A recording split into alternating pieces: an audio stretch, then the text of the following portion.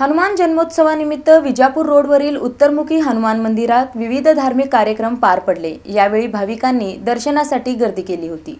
सोलापुरात हनुमान जन्मोत्सव निमित्त विविध मंदिरांमध्ये धार्मिक कार्यक्रम तसेच पाळण्याचे आयोजन करण्यात आले होते। विजापूर रोडवरील उत्तरमुखी हनुमान मंदिर येथे पाळणा गुलालाचा कार्यक्रम पार पडला। पहाटेपासून रुद्राभिषेक, पान पूजा, अलंकार पूजा यासह विविध धार्मिक कार्यक्रम पार पडल्याची माहिती पुजारी सिद्धय्या हिरेमठ यांनी दिली। सालाप्रमाणे याही वर्षी सर्व भाविक भक्तांना आनंद होते की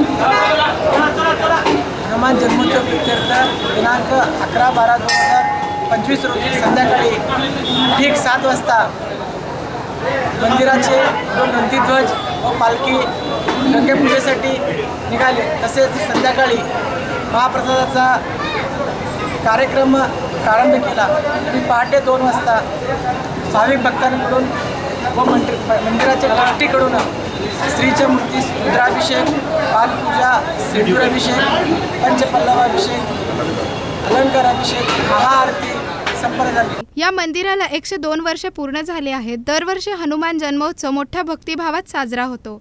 यंदाही 2 दिवस विविध कार्यक्रमाचे आयोजन केले असल्याची माहिती मंदिराचे ट्रस्टी अध्यक्ष श्याम धुरी यांनी दिली। गेल्या 100 वर्षापासून या मंदिराचा इतिहास आहे। 102 वर्षे चालू आहे आणि 102 वर्षे चालू असताना 11 आणि 12 2 दिवस एक भव्य दिवस कार्यक्रमाचा आम्ही आयोजित करण्यात आला आणि काल संध्याकाळी नंदीध्वज व पालखीचं मिरवणूक करून गंगापूजा झालं।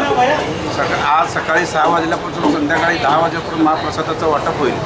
त्यानंतर या मंदिराचा इतिहास सांगा तर भक्तांनी एवढी अलोट गर्दी 25,000 लोकांच्या इथं दर्शन होण्याची आज संभावना आहे।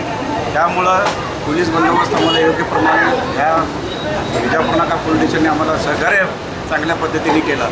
त्यामुळं मी त्यांचं अभिनंदन करतो आहे आणि कालपासूनचे मंडळाचे जे पदाधिकारी मनापासून अहोरात्र झटून 1200 किलो प्रसाद आम्ही एका रात्रीत बनवून आज सकाळपासून त्याचं वाटप सुरुवात केली आणि आज संध्याकाळी 6:30 वाजता मान्यवरांच्या हस्ते आज 2 नंदीध्वज, पालखी आणि बग्गी भव्य दिव्य मिरवणूक स्वरूपाचा आम्ही आयोजित करण्यात आला। गेल्या 100 वर्षाचा परंपरा आहे मंदिराचा। पाळण्याच्या कार्यक्रमानंतर श्री मारुतीचे दर्शन घेण्यासाठी भाविकांनी मोठी गर्दी केली होती। दिवसभर नागरिकांनी मारुतीचे दर्शन घेतले। नागरिकांसाठी महाप्रसादाची सोय करण्यात आली होती। यावेळी रमेश भोसले, शावराप्पा वाघमारे, अजित बागवे, सय्यद शेख, धनराज इंगळे, खाजप्पा पाटील, संगमेश्वर सातलगाव यांच्यासह मंदिराचे सदस्य आणि भाविक मोठ्या संख्येने उपस्थित होते।